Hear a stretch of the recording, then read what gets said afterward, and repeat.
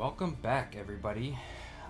This is going to be hopefully a short video, but some of you have been requesting some general tips and tricks for how to survive the behemoth that is known as Gloomhaven.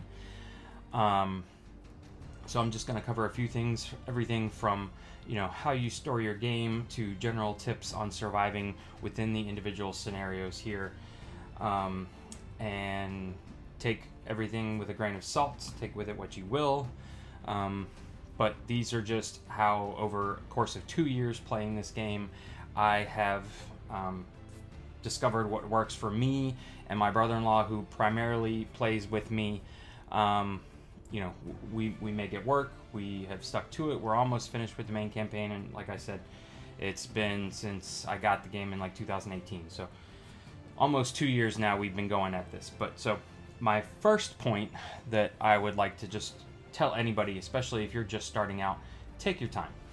This is not a game you're going to blow through in a weekend unless you have, a 48-hour marathon that you're going to participate in. This is a slog. It is, there are 100 some odd scenarios.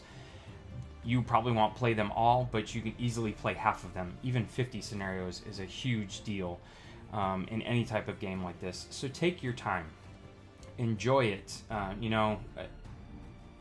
Figure out the best way to, schedule a reoccurring group, but only play once a week or once a month or something like that. So that's my first thing, is take your time. And with that, I'm going to encompass these next two. So the second thing is to go on Sinister Fish's website, and I'll put a link in the description below. But go ahead and download this checklist in PDF format and print it off. This actually is on the inside of the folder that the Sinister Fish reusable stickers come in.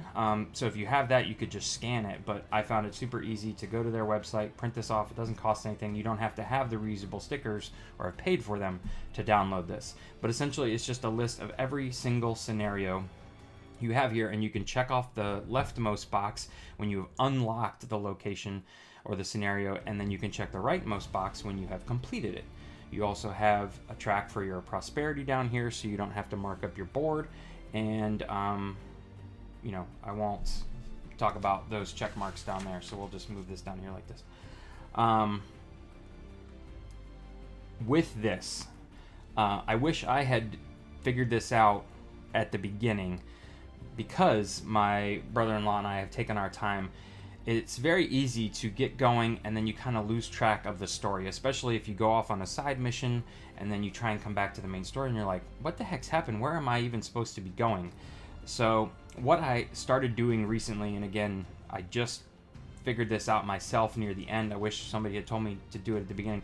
I've been highlighting the main storyline scenarios. And you can see even here, this one, to do this scenario, we need to have completed 1, 2, and 3 ahead of time. So I know that, we've made it all the way through one here. We're halfway through another one. So, I'm basically, if for some reason we were to go off, and you can see there are plenty of side scenarios here that we could go off and do if we wanted to beef up our character and, get some additional XP or something like that before moving on. Or, for example, early on in the beginning, we actually had a 4-player campaign and a 3-player campaign. We've slowly dropped those players off, but what we were doing while we had the 3-player campaign, especially for a decent amount of time, is that if it just my brother-in-law and I wanted to play, we would actually go off and play a side mission. Yes, we would advance faster than him, but the game scales really well depending on what the different levels of your characters are. So if you have a level 0 character playing with level 3 characters, it balances out because you're taking the average of your levels to pick the monster level and the scenario level and all that stuff. So highlighting up the main storyline on this sheet, A, using this sheet, and then B, highlighting up the main storylines. And if you go into branching paths, put a little note, but mark this up. I mean, there's no reason why you want to keep this pretty. It's a piece of paper, so use this to your advantage. The second thing to go along with taking your time, so this would be Suggestion number 3 of mine is come up with a good storage solution. If this is the first video of mine that you are watching, please feel free to go back and check out some of my other Gloomhaven videos. I have several Gloomhaven storage solution videos out there to just cover how I fit everything into the box, how I transport it around. But the 2 biggest things that I have found, or I guess 3, are, this is one of them. These are my bead storage boxes that I got from Michael's. They're normally hold like craft beads and things like that, but these fit perfectly into the box. If you want to see how they fit, go check out one of my videos. And I have highlighted this in another video, so I'm just going to go over it real quick. This contains all of my scenery tiles, everything that's going to go flat on the board, and usually you set up at the beginning and then you can set this off to the side and never need it. This one contains everything that you're going to pull in and out throughout the scenario, so I sit this off to the side, but it makes it super easy to just pull out what you need and then clean up. You just throw it back away, you pop this in the box, and then you're good to go. The second thing, the 2 out of 3, is get a small box like this. These specific boxes I have highlighted before, but these contain like enemy figures. So this one in particular contains all the living bones, living corpses, living spirits, and the cultist who will summon living bones, living corpses. So, and like all the Inoxes are in one box, all the demons are in one box, all the vermlings are in one box along with someone else. So, you know, divide them up into groups of 4 or 5, the demons are even 6, and put them in like groups. That way when you're looking at the scenario setup, you just pull out the boxes you need. You pull out, you know, what you need from in here, and then you close it back up or whatever, but then this, again, sets off to the side. All right, the third thing that I have found really helpful in my storage solution is these. I believe this is a 4x6 photo storage box. Again, I have detailed this out in some of my previous videos, but these contain all of the player character hero stuff. So this contains, you know, my pencil to keep track of things, and my player board, and my modifier deck, and my, you know, my action deck, and my little tokens and everything else. These are so easy to store stuff in. Even the miniature will fit in here. And I can show you here that my miniature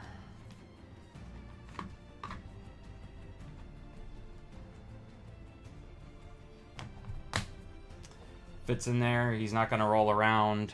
He's not getting squished or anything like that. Even the Inox Brute fit in his when we were playing with him. I'm going to pull this guy out to use it as an example in a minute. But these photo storage boxes are a lifesaver. Because when I'm setting up and my brother-in-law comes over, I just hand him his, and he takes care of all of his setup. So, all right, so that kind of covers storage solution. So we've covered take your time. We've covered use the Sinister Fish tracking sheet. We've covered use a good storage solution. The rest of these are kind of while you're playing. These are hacks that we have figured out just make our lives so much easier. One is to use dice to track the enemy life hit points. Those little red tokens, I love Isaac to death, and everything about this game is amazing, but putting little cardboard chits, stacking them up on here just is cumbersome. It doesn't work. You know, for example, this Frost Demon, if he's at 8, these are 8-sided dice in particular, you know, and then you just count it down. You can use 6-sided dice. We used those for a while. We found that 8-sided die worked better because so many, you know, even for like 8 and 9 health, we were having to use double things. So for these, say for like 14, we will do something like this. It's very easy to read. Recently, my brother-in-law have been playing over, you know, Skype and video chat and things like that, since it's social distancing, and he can still read these easily with the board being only viewed via a webcam. So get you some dice, whatever you prefer, whatever you might have on hand to track your enemy HP. So that was number 4. Number 5 is if you're going to sleeve anything in this game, sleeve your mini American size cards. So these are your modifier decks and the enemy action cards. You shuffle these so much that it's ridiculous. Your modifier deck, their action cards get shuffled constantly. Not only will this save your cards, but it makes it super easy to shuffle when you have your larger modifier deck like this. You know, you can just take half the deck and then you just kind of squish them together, and that's probably the best shuffling you're going to get without actually doing a bridge shuffle. So sleeve your mini American cards, but with that, I did not go through and sleeve every single card when I first got the box. I just had about 4 packs of sleeves set aside, and every time we introduce a new monster to the game, I sleeved that monster deck.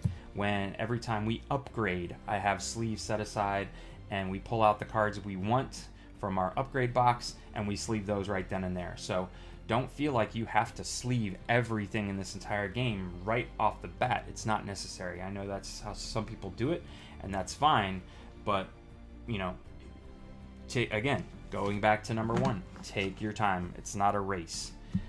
All right, so I believe that was number 5. Let's see here. Number 6 is, I don't really have anything visually to show for it. I guess I could put this out there, but what I suggest you do when you are nearing retirement, or when you have retired your character and you're returning back to Gloomhaven to retire and pick a new character, go ahead and sell off your stuff, because you don't take anything with you to the new character. You'll get some XP when additional XP based on the prosperity level of the city and things like that, but there's no reason why you shouldn't just sell everything back to the market, because you're going to give it up anyways. Take that money and spend them on upgrades for your cards. We have yet to do it because we've been so excited about, you know, the new characters we unlock usually when we retire a character. But, you know, both my brother-in-law had the Inox Brute and I had the Spellweaver. We both loved those starting characters personally. He loves the slash and bash, you know, character of the Brute. I loved the just glass cannon aspect of the Spellweaver, and so there's a very good chance we may go back and bring these guys back out of retirement, or, you know, start a new one. But in that case, those upgrades, according to the rules, will still be on the card. You're not going to take those upgrades away. So go ahead and spend your money on beefing up those cards in your deck. And if you ever do come back to somebody you really love, then you know, have upgraded cards. So that's just a little tip that, you know, we found. We started doing a little hack. All right, I believe that was 6. Let's move on to 7. I guess the rest of these at this point are all going to be kind of while you're playing the game, you know, just general tips for beginners, especially beginners to dungeon crawlers. Number 1 is, don't be afraid to bypass coins and treasure chests. You don't have to open every treasure chest on every level. Some of them only contain like 5 coins. Some of them contain traps. Some of them do contain really awesome items that we're glad we, you know, got. You also can always go back into any scenario, any dungeon, and rerun it if you really wanted the treasure chest. But the other thing is, don't be afraid to, don't feel like you have to clear every room before moving on. There are certain enemies who either just, they don't move, period. You know, like the ancient artillery essentially are cannons, and they have no movement. And so if you can just get through them, get past them, there's no reason to go kill them. Other enemies, like the living corpse here, I have an example of, and I also have the cultist, who, these guys will both a lot of times injure themselves in what they're doing. The living corpse here will move like 1 or 2 at a time, so if you can get around him, he will honestly kill himself just chasing after you. So look at those characters who have, if you see that they're hurting themselves on a regular basis and they're slow, just run past them, honestly. It's not like you get XP for killing characters. I guess some cards technically give you XP for giving damage or killing a character, but in the most part, you don't get any benefit or bonus from clearing the board completely. It's not like a video game. Then there are characters like the cultists who I just mentioned a minute ago, but these guys summon stuff. Go after them first. It is a pain in the butt when you have a cultist sitting in the back of the room. We just had a scenario like this where this, as part of the setup, the board went way further down off camera here, and I've taken it apart, but the cultist was sitting way back up at this huge, like, 2-piece room, and we couldn't really get to him very easily, and he's just spawning living bones, which just in the end we did have to take care of, because those are pretty mobile and vicious creatures. But if you have the ability to get rid of a summoning enemy first, focus your attention on them, because it is a super pain in the butt if they keep spawning more and more enemies on the board. So those are just 2 quick tips on enemies you face. Another one is, and I got rid of all of my, here's some living bones. Got rid of all my floor type tiles, but say this is a doorway right here. Don't be afraid to step on the door, open the door, and then more than likely it'll have to be on your next turn. But, on your next turn, back up. And basically, probably if you had a brute, you'd set them by the door. And if you had a ranged person like my guy is, you'd set him off to the side. But create a choke point. There's no reason that says you open the door and you have to go in. Once this door is open, these guys are all going to start coming through the door. But they're going to get to the point, especially guys like this who only can do melee damage if they're adjacent to you, they're going to get held up, and you just pick them off one at a time, and you just focus on the guy in the front, and you just let them choke up right here. This guy's going to stop because he's next to the brute. Usually the brute's got shield and toughness and things like that, but, don't be afraid to create choke points and use single doorways to your advantage. So I'm looking down at my list here. That was 8. I thought I could maybe get to 10, but I feel like I've covered most everything there is to cover. I guess number 9 is going to be, don't be afraid to house rule certain things.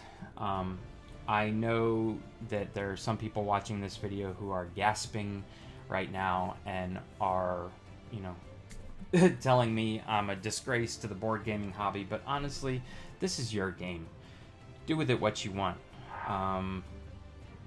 As long as you're having fun at the end of the day, that's all Isaac cares about, that you're enjoying the game. He honestly doesn't care that you follow every rule to a T, because once you paid for it, it's your game. For example, my brother-in-law and I, when we upgrade a character, we just take both those cards. We don't pick one and then put the other one back in the box and then maybe pick it down the road. We just go ahead and we take those 2 cards. We feel like we earned it. We stick to our hand limits during the games, but it's exciting to be able to look at both of those cards, and it just feels like a bummer if you play by the rules and say, oh, I've got to pick one of these. There's some people that do that and play that way, and there's some people who are very laser focused on, picking which one they want and how to play and this and that, and that's fine. Go for it. More power to you. But me personally, I don't like to take it that seriously. I'm just here to enjoy my time here and beat up on some monsters and minions and figure out what's wrong with Gloomhaven. And so the last thing that we kind of house rule on a general basis are summons. I actually had a character, trying to keep it spoiler free here, but who had a lot of summons, and that was her main attack, was summoning characters. She wasn't really powerful herself, and so I had all these summons on the board, and we finally determined, yes, we play by the rule that you summon a character, it does not activate that turn. But then from there's like all these rules about how the summons acts like an AI, and it goes towards the closest enemy with the highest initiative, and it just stays attacking that enemy. Well, personally, I always felt like these summons were like personal companions of mine, like wolf companions or eagle companions that would land on your shoulder. They would not necessarily just aimlessly go off and just attack things like a robot. They would listen to you. Just thinking back of all the great companions in fantasy history, they've all been just as smart as the heroes and listened to the heroes. And, thinking especially back to I think I'm pretty sure her name was Guinevere, yeah, from the Drizzt series, the Legends of Drizzt series, which is very much reminds me. Gloomhaven very much reminds me of that in a way, some of these dungeon crawlers, and I always think of Guinevere whenever I summon something. Guinevere and Drizzt would collaborate, and they would go after the enemy that they felt like was the prime target. So something like that, go ahead and control your summons however you wish. Don't break the game and cheat, but saying that your summons has to follow this robotic AI movement and attack pattern and things like that, it is just silly to me. So those are just two house rules that my brother-in-law and I use on a regular basis, and I don't feel like it breaks the game. I don't feel like I'm cheating. I sleep fine at night, and I have a lot of fun playing the game. So at the end of the day, that is it. I'm going to stop there because this video has gone on much longer than I had planned. But again, thank you for watching. If you enjoyed this video, please consider giving it a thumbs up. If you have enjoyed this video and want to see more like it, please consider subscribing to the channel. Hit that bell notification if you want to be notified every time I drop a video. I try and do several a week at a pretty consistent basis. So again, thanks for watching and have a wonderful night.